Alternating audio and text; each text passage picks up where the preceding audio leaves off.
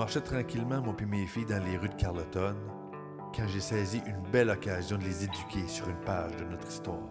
Hey, c'est la maison d'Honoré Bernard dit Monti. Hey, figure-toi donc qu'il avait trouvé des pépites d'or au Klondike lors de la ruée vers l'or. Des pépites d'or? Ouais, Ben là, j'en veux. c'est comme ça qu'il a réussi à construire cette maison-là. T'en veux?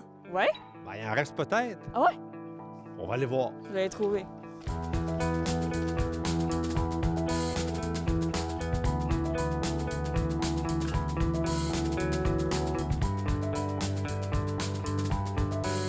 Des maisons comme ça, dans le décor de Carleton-sur-Mer et même plus, il n'y en a pas beaucoup. C'est vrai. Je vois des boiseries vraiment originales, du bois découpé, des dentelles en boiserie. On ne voit plus ça aujourd'hui. C'est vrai. Alors, ça fait vraiment le caractère unique de la maison, avec le balcon, hein, la galerie en balustrade, avec le petit pignon vitré. C'est une magnifique résidence qu'on va avoir la chance de visiter aujourd'hui, la maison Monti. Cool. Yeah. On y va? Ouais. Yeah.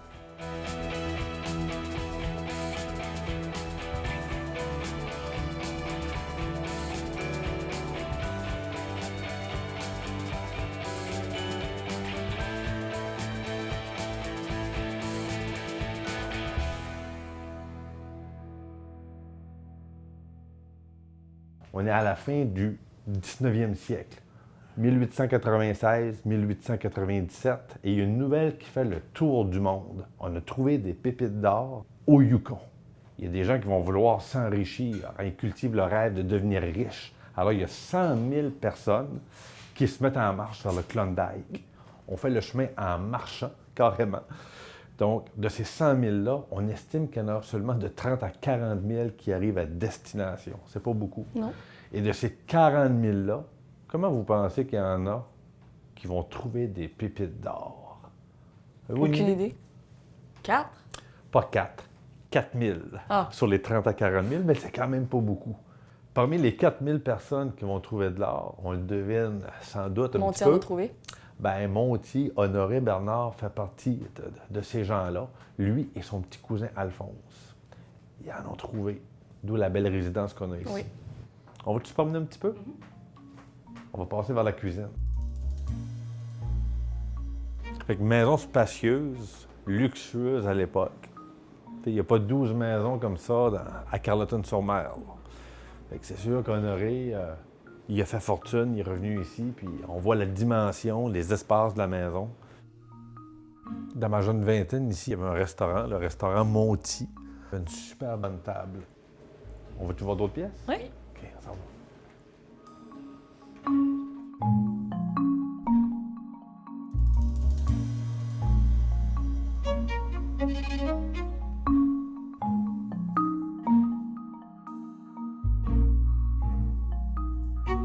Dans les années 1880, ou à peu près, Honoré Bernard avait déjà quitté Carleton, puis il se trouvait en Californie. Ben oui, hey, je parle d'Honoré, là. Fait que Honoré était déjà, imaginez-vous donc, dans les années 1880 en Californie. Parce qu'à cette époque-là, il y a beaucoup de Canadiens français qui s'en vont travailler en ville. Puis en ville, c'est aux États-Unis. Il y a un boom économique là-bas. Alors, il y a beaucoup de Canadiens français qui sont partis en exil aux États-Unis travailler. Honoré est déjà là-bas. Alors, quand il voit la une des journaux en 1897 qu'on a trouvé de l'or au Klondike, bien forcément, il se dit pourquoi pas moi? Il tente sa chance et il s'en va direction Yukon. C'est là qu'il va décider de faire venir son petit cousin, Alphonse. Alors, Alphonse va venir le rejoindre et par la suite, les deux hommes, les deux Carletonais, vont revenir ici au début du 20e siècle. Et Alphonse se fera construire une maison en 1907, juste à l'est, pas loin d'ici. Aujourd'hui, c'est l'Aquamer. Très grand. Très grande résidence qui sera transformée en hôtel plus tard, au fil du temps. Je trouve vraiment que l'escalier est beau. Vraiment, hein? Hey, on va voir ça de plus près.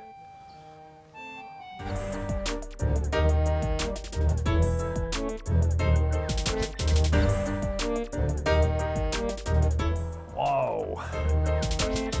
Hey, regardez ça les filles, le balcon. Monsieur le curé aime bien venir ici lors des fêtes religieuses. Il y a des processions religieuses de toutes sortes, comme la fête Dieu, la Sainte-Anne, l'Assomption. Alors, Monsieur le curé vient ici, s'adresse à des fidèles qui sont ici, à genoux, sur le parterre, fait un genre d'homélie, s'adresse à eux. Alors, on voit un parterre rempli de fidèles. C'est vraiment une maison par excellence, vraiment pour faire de ce genre d'événements-là, à l'époque, des événements religieux ancrés dans la communauté. On rentre à l'intérieur, on continue la visite.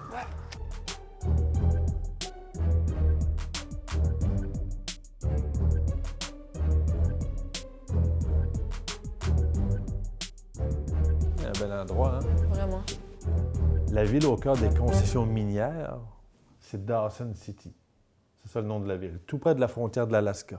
En 1896, à Dawson City, il y a 500 habitants. 2 ans plus tard, en 1898, la ville passe à 30 000 habitants. Et c'est là que Honoré va acheter des claims, des concessions minières, et va finir par trouver les fameuses pépites d'or. Hey, j'espère que vous avez apprécié votre passage à la Maison Monty. Ben, bof, là, on n'a même pas trouvé de pépites, puis tu nous avais dit qu'on allait en trouver, c'est poche, hein? Ben là, je vous avais dit ça. Ben, moi, je voulais en trouver comme Monty, là. Pas fort, hein? Ouais.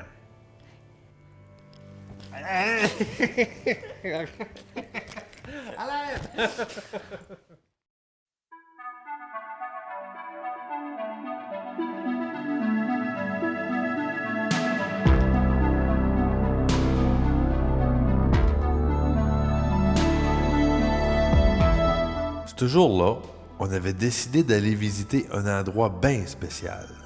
L'église Kateri Tekakwitha de la communauté Mi'kmaq de Guezgapéguiag. Une église catholique bâtie au centre d'un village autochtone. C'est la première conversion d'un chef Mi'kmaq, là, ça remonte au temps de Champlain, au début de l'Acadie. Même Berthoud, qui était un Sagamo, donc un chef d'une bande Mi'kmaq en ancienne Acadie, Nouvelle-Écosse actuelle.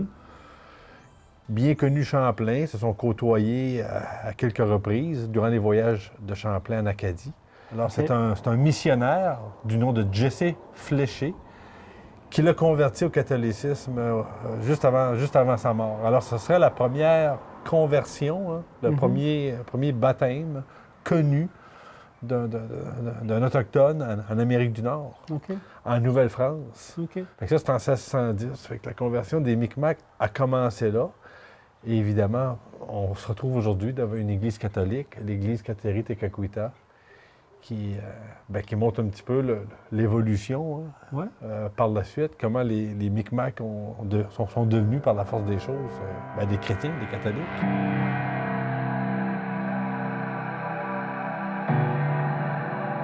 Hey, quick! Peter. Thank you. Come on in. Yeah. Hey, we follow you. Il y a de ces moments qui nous apparaissent si lourds de sens qu'on s'en retrouve dépassés. C'en était un. Alors on s'y tue, puis on a simplement écouté Peter. This is a church that was built around 60-67. Okay. We used to have our old church that it's on a little bit about 800 meters from here. Okay. The ancient church. And the first church that I remember of, where I used to go in the church over there. My parents used to go there. My father used to work there as a church keeper. Eh? Yeah. He said this was a stove in the middle of the church where we used to build fire to heat up the church. But it was getting old in around 60, 62. Okay. It was, So we Has abandoned been it. destroyed? We took it apart. Okay. And part of the church lumber Okay.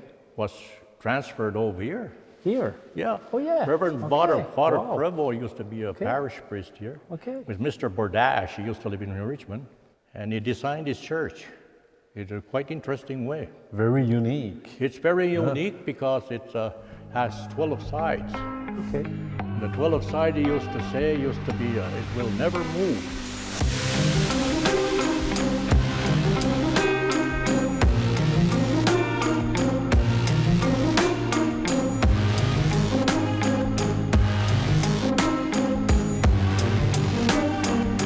Kateri Tekakwitha est une jeune Mohawk qui a vécu au 17e siècle. Elle a été la toute première autochtone d'Amérique du Nord à être canonisée. The name was Saint Louis de France one time. OK. It was Father Prevost who had named the church Saint Louis de France. OK. But the community didn't know who Saint Louis de France was. Oui, ouais, No, exactly. You know, Saint Louis he was some king from way up there, brother, way up somewhere in the other land. And after you decided to change the name. We decided we told the community, who do you want? By a survey. Yeah. I said Kateri Tekakwitha, why not? She was a Mohawk from the Mohawk Nation, Yeah. from St. Regis, I think. It's Yeah. from New York State, New York. And She's born in New York, in New York State. Upstate New York, yeah. Yeah. And he said we're going to name this place Kateri Tekakwitha Mission. Yeah. To the people in the church committee and me, the president. Why not? Let's change it. So we changed it to Kateri Tekakwitha Mission. Yeah. Before the patron saint of the indigenous people, and her picture is right there.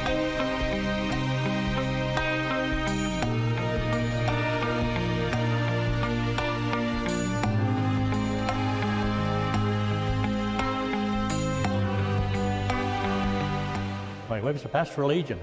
OK. She does the church thing now, and if the priest is not around, she does a kind of a pastoral agent. She does the prayers and coming for the community without the priest. No priest. Oh, yes. Yeah, okay. my wife Okay, does that. that's what Yeah. I think. The church is yours, not to the Évêché of Gaspé. No, not the Eveshe. Okay. Yeah. Yeah. Okay. That's why we try to. Independent. When we went to St. Paul University, they told us we can add some of the stuff, our traditional Yeah. stuff, like the smudging and the feather, make part of it to Yeah. unite it. With Okay. the, You can with use some the- rites, some Mi'kmaq rites. And we do the Mi'kmaq prayers. yeah, You can mix. Then all do the traditions. Mi'kmaq prayers in Yeah. Mi'kmaq. Okay.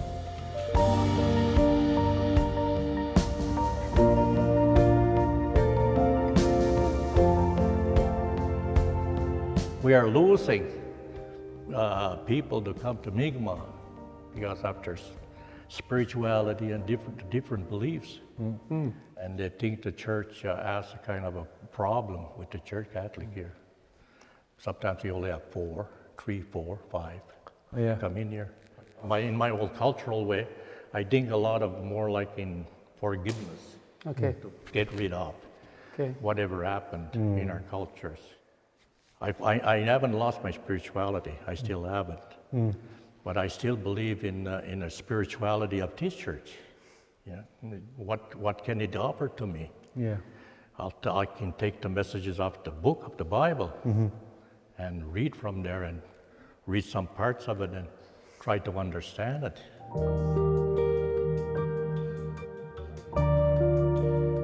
What can we do to heal? You know? Somebody must have an answer to that, to our elders maybe, to healing our spirits. On est reparti admiratif par ces sages mots de paix et de résilience. Coué, mon ami.